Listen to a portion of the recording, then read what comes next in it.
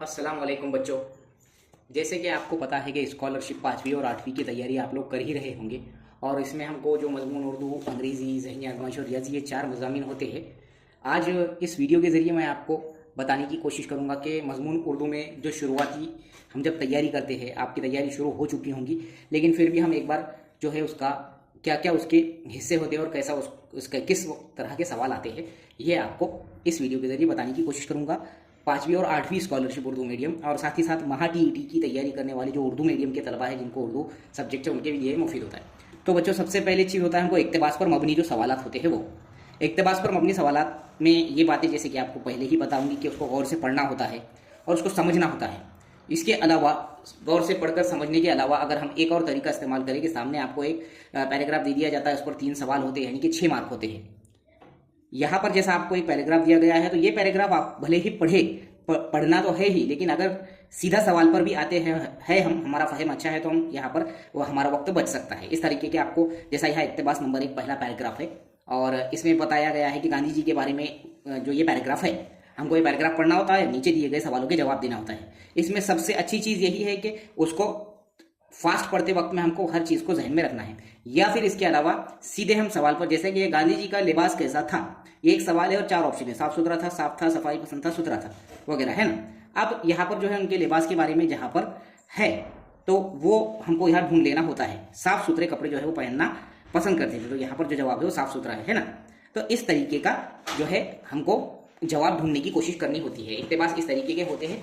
इसके अलावा अगर हम बात करें यहाँ पर इक्तबास नंबर 2 पर आप गौर करेंगे तो ये एक इक्तबास दिया गया है। इसमें जो है शहद के बारे में मालूमात दी गई है और नीचे कुछ सवाल दिए गए हैं। पहले तो हमको पढ़ना है, अगर हमारा फहम अच्छा है सामने देखकर हम सीधे सवाल पर आकर भी जो है, लेकिन इसमें सिर्फ सवाल के जवाब ही नहीं बल्कि 3 में से एक हमको ऐसा भी हो सकता है, हम मानिए लफ्ज उसका अपोजिट लफ्ज यानी कि जिद अल्फाज वगैरह भी हमको पूछ सकता है। जैसे कि यहाँ पर अगर आप देखेंगे कि दिए गए लफ्ज में अमीर का मतलब जाहिर करने वाला लफ्ज कौन सा है, अमीर इस लफ्ज का, इस तरीके की भी सवाल आपको जिद पूछ सकता है, आपको हम्मानी लफ्ज पूछ सकता है, आपको उसके मायने पूछ सकता है। तो तवंगर के मायने जो है अमीर होते हैं, अमीर यानी जो दौलतमंद शख्स होता है वो। यहाँ पर है इक्तबास नंबर 3। इक्तबास नंबर 3 में यहाँ पर 1 से 3 तक 3 सवाल लिए गए हैं। ओके, ये मौलाना अबुल कलाम आज़ाद के बारे में ये इक्तबास है। बस आपको मैं तरीका बता रहा हूँ कि एक तो पढ़ लेना है, अगर हमारा फहम अच्छा है तो हमको सीधा सवाल, या भारत के पहले वजीर तालीम का नाम क्या है, जैसा यहाँ पर मौलाना आज़ाद के बारे में दिया गया है तो मौलाना आज़ाद जो है हमारे पहले जो है वजीर तालीम थे, ये उन्हीं के बारे में है तो यहाँ पर दिया गया है। मोहिउद्दीन अहमद उनका जो ओरिजिनल नाम था वो दिया गया है, तो हमको ये भी जहन में रखना है कि यहाँ पर क्या कहते हैं, मौलाना आज़ाद ने सारी जिंदगी किस काम में लगा दी, वगैरह वगैरह ऐसे सवाल आते हैं, तो ये बात जहन में रखना है। अगला टॉपिक देखेंगे। उसके बाद आता है इश्तेहार पर मबनी सवाल, यानी कि अखबार की जो एडवर्टाइजमेंट होती है उस पर सवाल होते हैं, जैसे कि आप इससे वाकिफ होंगे। इस तरीके के, जैसा यहाँ पर आपको दिख रहा है कि चुड़ैल के घर में शहजादा, ये जो है एक ड्रामे का नाम दिख रहा है। दर्जे इश्तेहार का बगौर मुशाहिदा कीजिए और सवालों के जवाब दीजिए। इस तरीके का आपको सामने इश्तेहार है दिख रहा होगा, इस पर सवाल दिए जाते हैं। तो सामने आपको इश्तेहार सही तरीके से देखना है, पूरा समझ लेना है किस बारे में है, कैसा, और उसी पर सवाल होते हैं। जैसा कि यहाँ पर इस इश्तेहार पर सवाल है, ये बात किस बात का इश्तेहार है, ठीक है। तो ये ड्रामे का इश्तेहार है, जैसे कि हमने शुरुआत में देखे। बच्चों की ज़्यादा तादाद में शिरकत के लिए कौन सी तरकीब इस्तेमाल की गई है, क्या वहाँ पर ऐसा सहूलत दी गई है कि बच्चे ज़्यादा है, तो वहाँ पर इश्तेहार में बच्चे को मुफ्त आइसक्रीम रखी गई थी, इसलिए उसका जिक्र किया गया है ना। बच्चे को जो है, हर बच्चे को मुफ्त आइसक्रीम दी जाएगी। ये ड्रामा किसने लिखा है, तो वहाँ पर मुसन्निफ का नाम आपको गौर से पढ़ना है, वक्त, उसके अलावा जो कहाँ पर होने वाला है मकाम, इश्तेहार के वक्त में ये खास ध्यान में रखना है, कोई चीज़ है तो। उसके बाद में इश्तेहार नंबर 2 अगर मैं बात करूँ तो जलसे के बारे में, ठीक है बच्चों। तो ये जलसा आम है, इल्म की अहमियत के बारे में, ऐसी हमको चीज़ें जहन में रखनी है। और ऊपर जो टाइटल दिया गया है, अंधेरे से रोशनी की तरह पढ़ोगे और आगे बढ़ो, पढ़ो और आगे बढ़ो वगैरह, ऐसी चीज़ यहाँ पर तारीख, ये पूरी चीज़ें इश्तेहार में। यहाँ पर 3 सवाल होते हैं, 3 सवाल यानी हमारे पास 6 मार्क होते हैं, तो ये भी हमारे लिए एक अच्छा और बोनस पॉइंट होता है। ये बात आपको जहन में रखनी है इश्तेहारों पर मबनी। जैसे कि जलसे का उन्वान क्या है, देखो जलसे का उन्वान है इल्म की अहमियत। ओके, तो इल्म की अहमियत यहाँ पर दिया गया है, तो पूरा इश्तेहार जो है गौर से पढ़ना है और उस पर दिए गए सवाल आपको जो है हमको सही तरीके से हल करने की कोशिश। उसके बाद आता है खबर XYZ, कोई भी एक जो न्यूज़पेपर में खबर होती है, वो नांदेड़ में बेमौसम बारिश, इस तरीके की एक खबर है। ये खबर को पढ़ना होता है और नीचे दिए गए सवालों के जवाब देना होता है। इस तरीके की खबर भी आ सकती है या इश्तेहार भी आ सकता है, तो दोनों को भी हमको गौर से लिखना है। और जो पैसेज आता है वो पैसेज को भी गौर से पढ़कर, क्योंकि ये हमारे पास एक बोनस मार्क्स के तौर पर स्कॉलरशिप में होते हैं।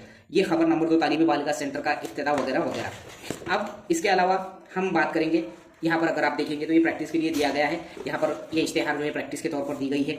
आप सामने देख रहे होंगे कि असातिज़ा ग्राम तलबा और सरपरस्तों के लिए खुशखबरी। यहाँ पर कुछ किताबी मेले के बारे में बताया गया है और यहाँ पर उसके सवाल पूछे गए हैं। इस तरीके के बच्चों आपको करना है। रियायत के हम मानी लफ्ज़, रियायत यानी जो छूट होती है, जो हमको जिसको बोलेंगे हम सेल में जिस तरीके के हमको डिस्काउंट दिया जाता है वो, तो इस तरीके के सवाल इस पर पूछे जाते हैं अगला टॉपिक।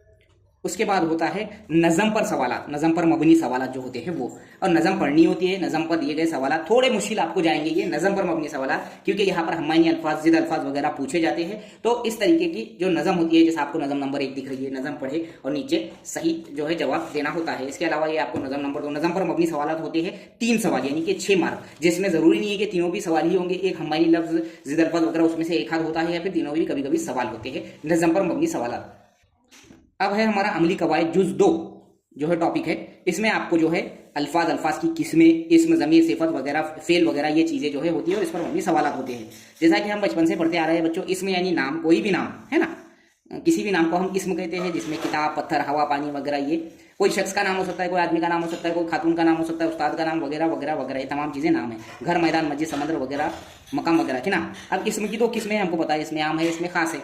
इसमें आम यानी वो नाम जिससे किसी भी जो है चीज़ का, शख्स का नाम जाहिर ना करे, वो नाम जो किसी भी चीज़, आम नाम जिसको हम कहें, लड़का, कौन लड़का है पता नहीं है, किताब कौन सी किताब है पता नहीं है। इसमें खास में जो है जाहिर हो जाता है कि किसके बारे में बोला जा रहा है। जैसा अहमद, अहमद के बारे में बोला जा रहा है। इमारत नहीं बल्कि ताजमहल के बारे में बोला जा रहा है। नदी नहीं बल्कि गोदावरी नदी के बारे में बोला जा रहा है, ऐसा हम बोल सकते हैं। ठीक है। इसके बाद है ज़मीर, जो लफ्ज़ इसम के बजाय इस्तेमाल होता है वो ज़मीर कहलाता है, जिसमें ये, वो, मैं, मेरा, हम, तुम, तुम्हारा, इसे हम कह सकते हैं। इसके अलावा है सिफत। अब सिफत के बारे में अगर हम बात करें तो खासियत, खुसूसियत है ना, खूबसूरत, बदसूरत, काला, गोरा वगैरह। इसके अलावा है फेल, फेल यानी काम, काम यानी वो जुमले का वो कलमा जिसमें किसी भी काम के करने या जाहिर होने का इजहार पाया जाए, हम उसे फेल कहते हैं। ये खाना पीना वगैरह, यहाँ पर इस तरीके के सवाल वहाँ पर पूछे जा सकते हैं। यानी ये मिसाल है, ये फल बहुत मीठा है, यहाँ पर मीठे के बारे में पूछा गया है ना, तो मीठा क्या चीज़ है ये। यहाँ पर आम नाम क्या है वो पूछा, इसमें आम पहचानो तो फल, और मीठा ये सिफत हो गई है ना। अचानक मूसलाधार बारिश शुरू हुई, यहाँ पर उसने पूछा है कि इसमें आम पहचानो, तो यहाँ पर बारिश। ठीक है। मूसलाधार बारिश बोलेंगे तो उसको हम सिफत बोल देंगे, लेकिन बारिश ये कोई भी बारिश, जैसा आमतौर पर जो बारिश होती है वो। ठीक है। ये फूल बहुत खूबसूरत है, इसमें आम पहचाना है तो फूल, अगर हम खूबसूरत बोलेंगे तो ये हो जाएंगे सिफत, है ना, खूबसूरत फूल ये सिफत हो गई। ऐसे इस तरीके के सवाल पूछे जा सकते हैं। मैंने यहाँ पर इसमें इसम की किस्में, ज़मीर, सिफत, फेल वगैरह के बारे में शॉर्टकट में आपको बताया हूँ। इस तरीके के उस पर सवाल पूछे जाते हैं। सवाल की नौइयत भी मैंने आपको बताया हूँ, और महाटीईटी की तैयारी करने वाले जो तलबा हैं उनके भी लिए काफ़ी मुफीद है। जो 5वीं और 8वीं की स्कॉलरशिप का उर्दू, तो 30 मार्क का वहाँ पर होता है महाटीईटी में, लेकिन ये 5वीं और 8वीं स्कॉलरशिप के लिए उर्दू की जो है का वीडियो है, उर्दू मीडियम के बच्चों के लिए ऐसी ही वीडियो अपलोड किया करेंगे हम लोग। आपको वीडियो अगर पसंद आया होगा तो ज़रूर 5वीं और 8वीं के स्कॉलरशिप के बच्चों के ग्रुप्स में या उनके पर्सनली शेयर कर सकते हैं, टीचर हजरात भी, और महाटीईटी की तैयारी करने वालों के लिए भी ये मुफीद होगा इंशाल्लाह अगली वीडियो में, और वजाहत के साथ बाकी चीज़ें हम देखेंगे हर सब्जेक्ट के। अस्सलाम वालेकुम।